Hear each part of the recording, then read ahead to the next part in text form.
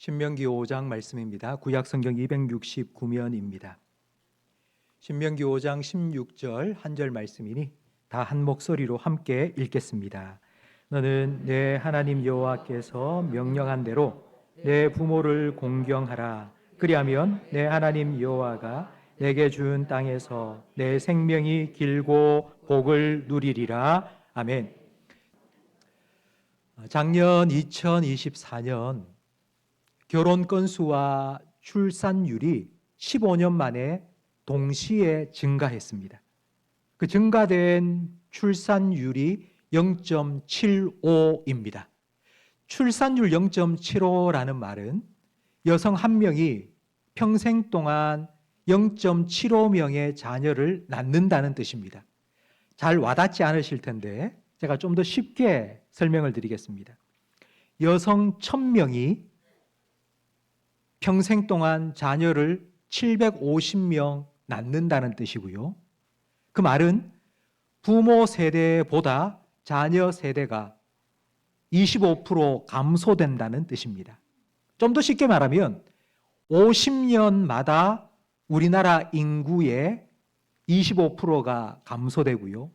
100년이 지나면 우리나라 인구가 반토막 난다는 의미입니다. 그래서 전 세계 많은 사회학자들은 대한민국이 국가 소멸 1호 국가가 될 것이라고 대한민국의 위기라고 말하고 있습니다. 이 위기를 해결할 수 있는 방안이 오늘 우리가 함께 읽은 신명기 5장 16절 말씀에 있다고 저는 믿습니다. 오늘 본문 말씀을 다시 한번 화면을 보며 읽겠습니다. 너는 내 하나님 여호와께서 명령한 대로 내 부모를 공경하라. 그리하면 내 하나님 여호와가 내게 준 땅에서 내 생명이 길고 복을 누리리라. 아멘. 내 생명이 길고 복을 누린다는 건 단지 개인적인 차원에서만이 아닙니다. 이건 국가적인 차원에서도 동일하게 적용됩니다. 성도 여러분, 오늘 말씀을 함께 들으시면서 저는 여러분 개인과 여러분의 가정 가운데 하나님께서 약속하신 생명이 길고 복을 받아 누리는 이런 은혜가 있기를 주님의 이름으로 축복합니다. 그래서 우리 교회의 여러분 가정을 통해서 국가 소멸 위기에 빠져 있는 우리나라도 다시 번성하게 되는 하나님의 축복이 흘러가기를, 그렇게 축복의 통로로 사용되는 여러분의 가정과 우리 교회가 될 수 있기를 예수님의 이름으로 축복합니다. 출산율이 낮은 이유, 결혼을 하지도 않고 자녀를 낳지도 않는 이유, 크게 두 가지로 생각할 수 있는데요. 첫 번째는 결혼하는데 돈이 너무 많이 들어요. 자녀를 낳아서 키우는데 3억이 들어요. 그러니까 경제적인 이유 때문입니다. 이 이유는 국가적인 차원에서 해결해 주어야 합니다. 두 번째 이유는 심리적인 이유입니다. 요즘 많은 젊은이들이 부모됨의 두려움을 느낍니다. 부모가 된다는 것에 대해서 두렵게 생각합니다. 이런 두려움을 갖게 된 이유는 여러 가지 이유가 있겠지만 저는 오늘 한 가지에 주목해 보려고 합니다. 아마 여러분 텔레비전을 통해서 육아 프로그램을 한 번씩 보셨을 것입니다. 그게 보면 가정에 문제가 있는 아이들이 나옵니다. 그 아이들 문제를 어떻게 풀어줄지 육아 솔루션을 얘기하는데, 그런데 그 프로그램의 결론은 늘 똑같습니다. 금쪽과 같은 이 아이가 이렇게 된 이유는 다 누구 때문이라고요? 부모. 그래서 한 소아과 의사, 소아정신과 의사가 그 방송에 대해서 이렇게 비평을 했습니다. 이 방송 내보내기 전에 그 방송 처음 그리고 마지막 끝날 때에 반드시 이런 경고문을 내야 된다. 이런 경고문입니다. 일반적인 아이에게는 이 프로그램이 제시하는 육아법을 적용하지 말라라는 경고문을 방송 시작할 때도 보여주고 끝날 때도 보여주어야 한다는 겁니다. 저는 100% 공감합니다. 이런 방송 때문에 우리 모든 국민들이 육아는 힘들어, 특히 젊은이들이 부모가 되는 건 너무 어려워, 나는 좋은 부모가 될 수 없어라는 두려움을 갖도록 지금 가스라이팅을 하고 있습니다. 또 이런 류의 방송을 보면서 부모님을 생각합니다. 내가 가장 잘 아는 부모는 바로 내 부모입니다. 근데 내 부모를 생각해 보면 이 방송에서 말하는 이런 방식대로 나를 키우지 못했어요. 그래서 내가 이렇게 된 건 누구 때문이다? 부모님 때문이다. 그러니 부모를 공경하는 게 아니라 원망합니다. 부모도 원망을 하고요. 나도 나중에 자녀를 낳아서 좋은 부모가 될 가능성이 없는 것 같고, 그러니 포기하는 거예요. 부모됨의 두려움을 느끼면서 포기합니다. 이런 시대에 우리를 향해 하나님께서는 이렇게 명령하십니다. 내 부모를 공경해라. 성도 여러분, 내 부모를 공경하라는 건 하나님의 명령입니다. 하나님께서 그렇게 하면 좋겠다고 우리에게 제안하신 것이 아니라 명령하셨습니다. 하나님께서 이 명령을 내리신 이유가 있습니다. 첫 번째는 바로 창조의 원리이기 때문입니다. 하나님과 아담의 관계를 생각해 보십시오. 하나님께서는 천지 만물을 창조하셨습니다. 그런데 그 모든 만물을 창조하신 것과 다른 방법으로 아담을 만드셨습니다. 하나님 형상을 닮도록 만드신 겁니다. 하나님과 아담의 관계는 창조자와 피조물의 관계가 아니라 내 쏙 닮은 자녀를 낳은 것 같은 아버지와 아들의 관계입니다. 이것이 동물과 인간의 근본적인 차이입니다. 성도 여러분, 닭이 먼저입니까? 달걀이 먼저입니까? 하나님께서 닭을 창조하셨을까요? 아니면 달걀을 먼저 창조하셨을까요? 예, 닭을 창조하셨습니다. 그런데 사람은 처음 창조될 때 부모로 창조되었을까요? 아니면 자녀로 창조되었을까요? 부모가 아니라 자녀로 창조되었습니다. 하나님의 아버지시고요. 그 자녀로 아담을 하나님 형상을 닮게 만드셨습니다. 우리의 생명의 시작은 부모됨으로부터 시작된 것이 아니라 자녀됨으로부터 시작된 것입니다. 그래서 유대인들은 이렇게 가르칩니다. 하나님을 공경하듯이 아버지와 어머니를 공경해라. 왜냐하면 하나님, 아버지, 어머니 이 세 분이 파트너가 되어서 너의 생명을 창조했기 때문이다. 바로 이것이 하나님께서 내 부모를 공경하라고 명령하신 첫 번째 이유입니다. 아담은 하나님의 자녀로 창조되었습니다. 그런데 아버지와 아들의 관계가 아담에게는 처음입니다. 그래서 아버지와 아들의 관계가 어떠해야 되는지를 하나님께서는 한 가지 명령으로 가르쳐 주셨습니다. 그 명령이 무엇입니까? 몸과 마음과 뜻과 정성을 다해서 하나님을 사랑해라가 아닙니다. 하나님을 사랑하는 건 애매모호합니다. 무엇이 사랑하는 것입니까? 그래서 하나님께서는 오해할 소지가 단 1도 없는 정확하고 분명한 한 가지 명령을 주셨습니다. 그것이 바로 선악과를 먹지 말라는 것입니다. 아담은 이 명령에 불순종했습니다. 에덴에서 쫓겨났고 고통스러운 삶을 살게 되었습니다. 하나님께서는 인간의 고통이 불순종에서부터 시작되었다는 것을 너무나도 잘 아셨습니다. 그래서 이 고통을 끊고 순종의 축복을 누리며 살도록 내 부모를 공경하라는 명령을 주신 것입니다. 불순종이 아니라 순종을 통해서 부모를 공경함으로 순종을 배워서 다시 하나님이 약속하신 축복을 누리며 살기를 원하시기 때문입니다. 그런데 목사님, 아무리 공경하려고 해도 공경할 게 없는데요. 부모님이 나한테 뭐 해준 것도 없는 것 같고요. 사실 부모 같지 않은 부모도 있지 않습니까? 이런 생각을 하실 수 있습니다.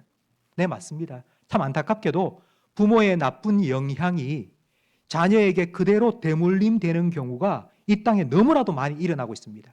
알코올 중독자, 그래서 집에만 오면 자녀를 때리는 그런 부모 밑에서 자란 아이들은 자기가 그렇게 혐오하고 싫어하는 부모와 똑같은 삶을 사는 경우가 70% 이상이 된다고 합니다. 이런 자녀들은 내가 이렇게 된 건 다 부모님 때문이야. 내가 부모님의 영향을 받았고 부모님을 닮아서 내가 이렇게 되는 거야 라고 핑계를 댑니다. 그런데 이런 핑계를 대는 자녀들에게 하나님께서는 말씀하십니다. 오늘 본문 말씀을 다시 한번 화면을 보며 읽겠습니다. 너는 내 하나님 여호와께서 명령한 대로 내 부모를 공경하라. 그리하면 내 하나님 여호와가 내게 준 땅에서 내 생명이 길고 복을 누리리라. 내 부모를 어떻게 하라고 명령하셨습니까? 본받으라고 명령하지 않으셨습니다. 내 부모를 닮아라 명령하지 않으셨습니다. 내 부모를 공경하라고요. 부모나 자녀나 하나님께서 닮아라 명령하신 분은 딱 한 분, 예수님입니다. 부모도 자녀도 예수님을 본받고 닮아야 됩니다. 그러나 자녀는 부모를 본받고 닮는 게 아니라 공경해라. 이것이 하나님의 명령입니다. 명령은 반드시 지켜야 됩니다. 조건이 없습니다.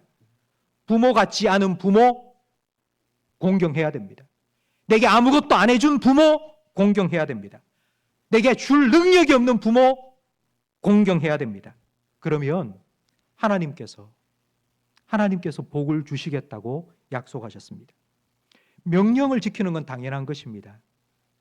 그런데 당연한 걸 하나님께서는 복 주시겠다고 약속하셨습니다. 왜냐하면 이 명령이 그만큼 중요하기 때문입니다. 이 명령은 정말 중요합니다. 왜냐하면 불순종의 저주를 끊고 축복의 순종을 시작할 수 있는 것이 바로 이 부모의 순종하고 공경하라는 이 명령을 지킴으로 시작되기 때문입니다. 혹시 여러분 중에 부모님을 원망하는 마음을 가지신 분이 계십니까? 부모님이 살아계시든 돌아가셨든 상관없습니다. 여러분 마음속에 내가 이렇게 된 게 내 부모 때문이다 생각해서 부모님에 대해서 원망하는 마음을 가진 분이 계신다면 그 마음을 하나님 앞에 내려놓고요. 먼저 회개하시고요. 그리고 부모님을 용서하세요. 그러면 하나님께서 약속하신 복을 여러분에게 주실 것입니다. 그래야지 여러분을 통해서 여러분의 자녀에게도 그 복이 흘러갑니다. 나와 부모님 사이에 막혀있는 그 관계가 나와 자녀에게 똑같이 대물림하지 않도록 여러분 부모님을 용서하시고요. 부모님을 이해하시고요. 그리고 자녀에게 하나님 주시는 복을 흘려보내시기를 예수님의 이름으로 축복합니다.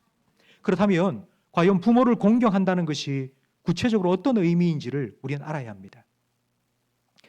오늘 본문 말씀 신명기 5장 16절 말씀을 존 칼빈, 종교개혁자 존 칼빈은 주해를 하면서 부모를 공경한다는 것은 세 가지다라고 설명을 했습니다. 그 첫 번째는 바로 존경하는 것입니다. 오늘날 우리 시대의 화두는 변화입니다. 하루가 멀다 하고 세상은 빠르게 변화하고 있습니다. 이런 세상을 살아가기 위해서 우리에게 필요한 것은 변화에 순응하는 것이고 앞날을 예측하는 것이라고 말합니다. 상대적으로 변화가 느렸던 옛날에는요, 과거의 경험이 중요했습니다. 나보다 먼저 태어나셔서 인생을 사셨던 그분들의 경험, 그 경험이 만들어낸 전통, 그런 것들을 배워서 살아가야 합니다. 그래서 나보다 나이가 많고 나보다 앞서 살았던 분들의 권위를 인정해 주었습니다. 과거에는. 한 가지 예를 들어 보겠습니다. 결혼을 해서 자녀를 낳았습니다. 처음 부모가 되니 자녀를 어떻게 키워야 될지 잘 모르겠죠? 그럼 누구에게 묻겠습니까? 친정엄마에게 묻겠죠. 그리고 시집살이를 하면 시어머니에게 배울 겁니다. 그런데 요즘은 육아법을 어디서 배울까요? 인터넷에서, 챗GPT에서, 네이버에서, 구글에서 검색합니다. 부모가 내 때는 이렇게 키웠다 얘기를 하면 듣지 않습니다. 시대가 바뀌었어요. 옛날 얘기하지 마세요. 내가 알아서 할게요. 그러면서 점점 세대 간의 갈등이 깊어집니다. 나라에는 보수와 진보, 앞으로 가자는 진보와 옛것을 지키자는 보수 사이에 양극화가 극심하게 일어나고 있습니다. 세상은 과거 지향적이 아니라 미래 지향적으로 바뀌고 있습니다. 앞으로 점점 더 발전해 가야 된다고, 새로운 것을 만들고 더 좋은 것, 편리한 것을 계속 만들어내라고 말합니다. 요즘은 다 인터넷 뱅킹합니다. 은행이 점점 사라지고 있습니다. 식당에 가면 주문을 받으러 사람이 오지 않습니다. 화면에 터치 키오스크에서 주문을 해야지 밥이 나옵니다. 세상은 편리해졌는데요. 부모님들이 살아가는 세상은 더 불편해졌습니다. 육체적으로 점점 약해지고요. 심적으로는 스트레스를 너무 받는 거예요. 어디에 나가려고 해도 두렵습니다. 뭘 밥을 한 끼 사 먹을 수가 있나? 뭐 버스를 제대로 탈 수 있나? 전부 다 뭐 결제를 하라 하는데 할 수가 없는 거예요. 성도 여러분, 점점 가면 갈수록 부모님은 모르는 것이 많아질 거고요. 못하는 것도 많아집니다. 그런 부모를 보고 있으면 여러분 어떻겠습니까?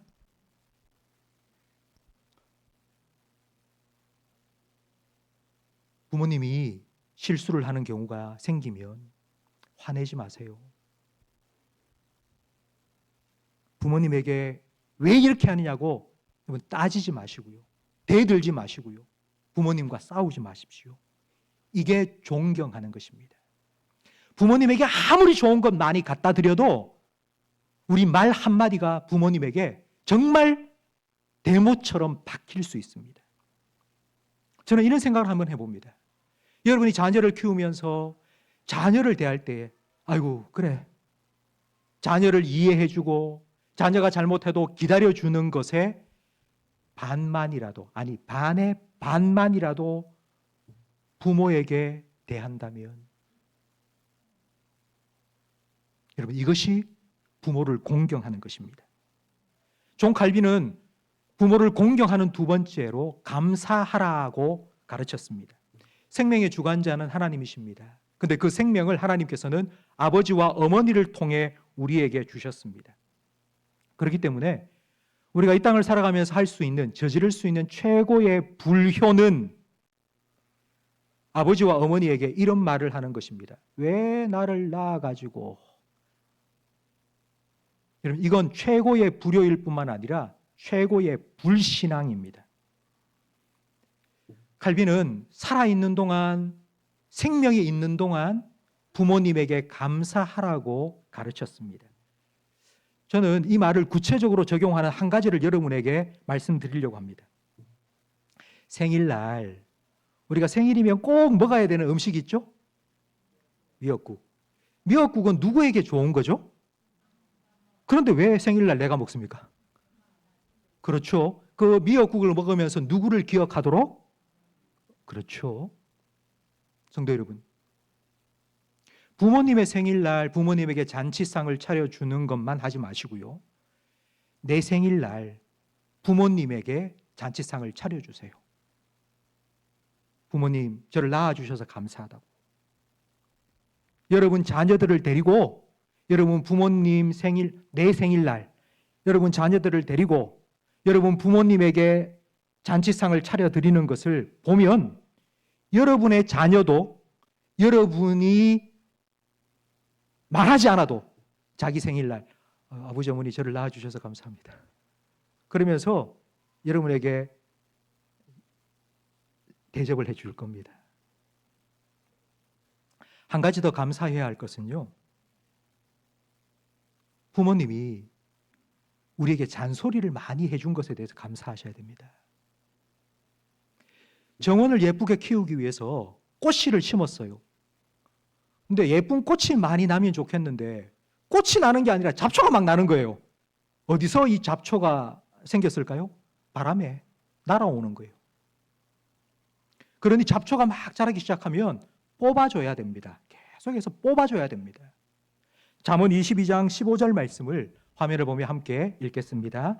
어미의 미련한 것이 얽혔으나 징계하는 채찍이 이를 멀리 쫓아내리라. 아이들의 마음에는 학교 가서 공부하라는 공부보다는 욕을 먼저 배우고요. 나쁜 것, 못된 것만 자꾸 배워오는 거예요.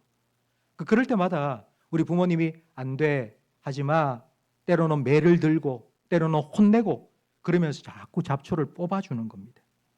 그런데 나하고 아무 상관이 없는 아이, 그 아이가 못된 짓 하고 있어요. 여러분 그걸 봤다면 여러분 어떻게 하시겠습니까? 요즘 그런 아이에게 뭐라고 한마디 했다가는 봉변을 당합니다. 나하고 아무 상관없는 아이라면 그냥 본척만 지나갈 거예요. 그런데 내 아들이고 내 딸이잖아요. 그렇게 살면 안 되잖아요. 그래서 아이에게 내가 이 말을 할까 말까 한 번, 두 번, 세 번, 다섯 번 고민하다가 안 되겠다 싶을 때에 한마디 하지 않습니까? 그렇게 우리는 자라온 거예요. 지금 이렇게 살아가고 있는 겁니다. 성도 여러분, 부모님의 은혜 중에 정말 우리가 감사해야 될 은혜 한 가지는요, 내가 인간답게 되도록 때리고 혼내고 징계하고 해준 은혜입니다. 거기에 대해서 여러분 부모님이 나 왜 이렇게 하셨나 여러분 그런 악감정 갖지 마시고요, 감사하세요. 노년기는 자기의 인생을 돌아보며 자기의 전체 인생을 평가하는 시기입니다. 그런데 인생에서 가장 중요한 과업이 바로 자식 농사입니다. 내가 뭐 어떻게 사회적으로 성공을 했다, 내가 얼마나 돈을 많이 벌었다, 그것보다도 더 중요한 내 인생의 과업은 자식 농사를 얼마나 잘 지었느냐는 것입니다. 다른 사람들은 내 부모님을 향하여서 뭐 인생을 그렇게 살았느냐 이런 말을 할 수 있어도요, 내 자식이, 내 아들이, 내 딸이 아버지는 나에게 최고의 아버지였어요. 어머니 고마워요. 여러분 그 말 한마디, 여러분 그 말 한마디는 실패한 인생에서 정말 100% 성공한 인생으로 부모님의 인생을 바꿔줄 수 있는 말입니다. 여러분 부모님에게 감사하세요. 이것이 부모님을 공경하는 것입니다. 우리가 이렇게 부모님에게 존경하는 마음을 가지고 감사하는 마음을 가지면 그 다음에 따라오는 게 바로 순종입니다. 앞에서도 말씀드렸지만 자녀가 부모에게 순종하지 못하는 이유는 내가 너무 잘났기 때문이에요. 세상이 변화였고 부모님은 잘 모른다고 생각하고, 그래서 부모님이 말을 할 때마다 이런 생각이 듭니다. 이런 말을 실제로 하진 않지만 이런 마음이 들 때가 많이 있습니다. 아버지가 뭘 아세요? 잘 모르면서, 알지도 못하시면서 잘 모르면 가만히 계세요. 이런 생각이 들 때가 참 많이 있습니다. 누가복음 2장에 보면 예수님의 청소년 시절의 기록이 나와 있습니다. 예수님이 12살 되던 해에 부모님과 함께 유월절을 지키기 위해 예루살렘에 올라갔습니다.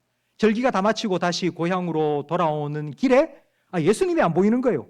그래서 예수님의 부모님들이 예수야 어딨냐 하고 찾아서 다시 예루살렘으로 돌아와 보니 예루살렘 성전에서 율법 박사들과 성경 말씀에 대해 토론을 하고 있는데 막힘이 없는 거예요.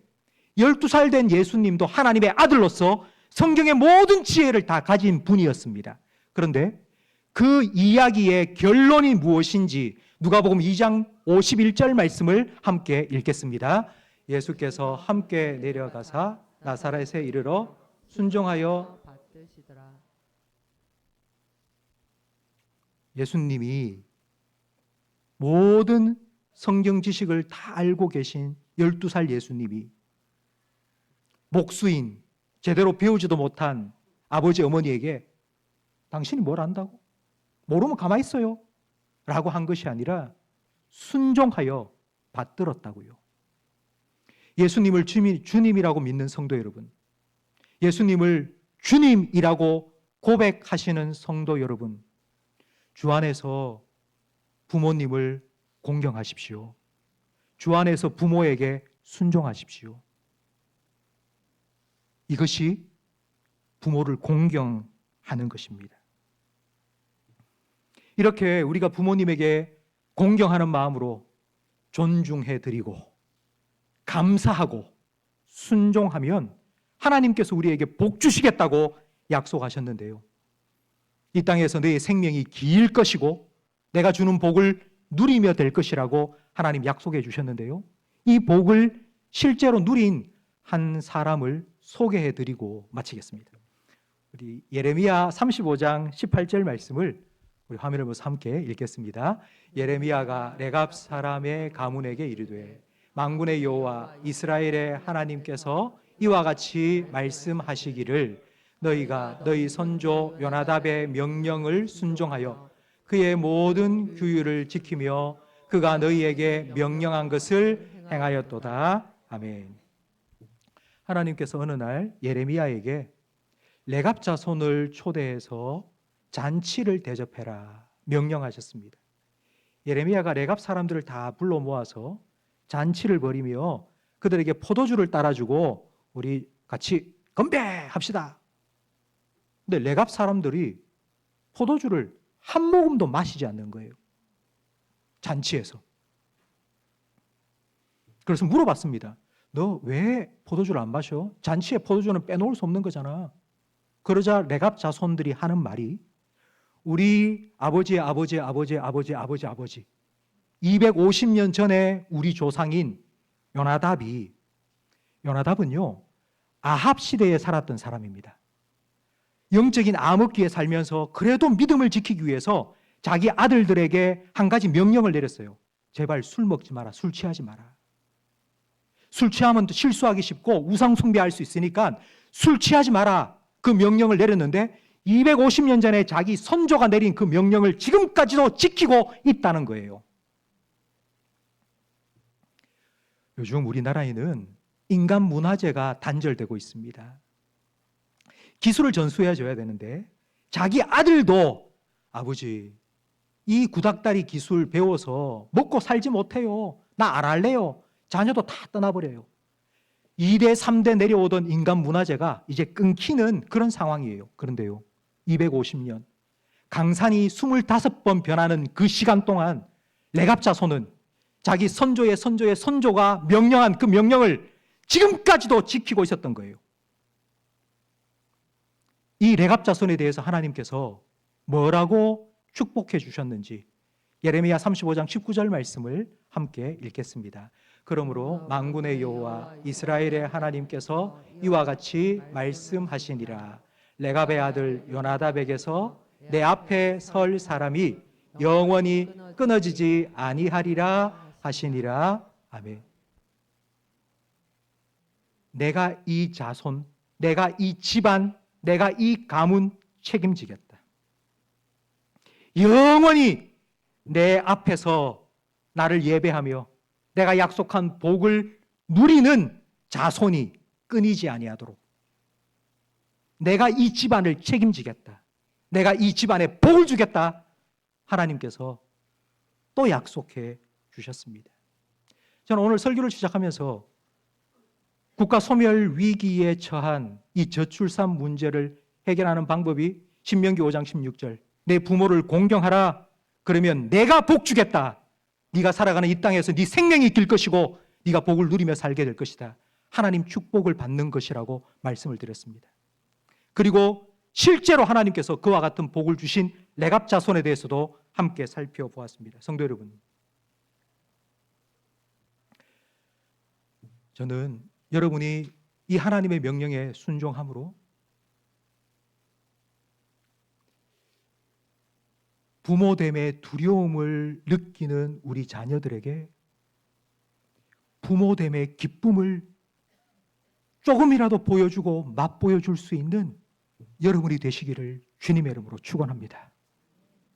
부모가 된다는 것이 얼마나 큰 영광인지를 여러분 보여줄 수 있기를 바랍니다.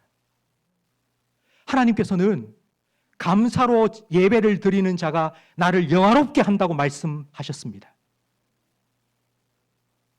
성도 여러분, 우리가 부모님을 공경하면서요, 부모님 감사합니다 라고 하는 것이 부모님에게 기쁨을 주는 거예요. 부모님을 영화롭게 하는 거라고요.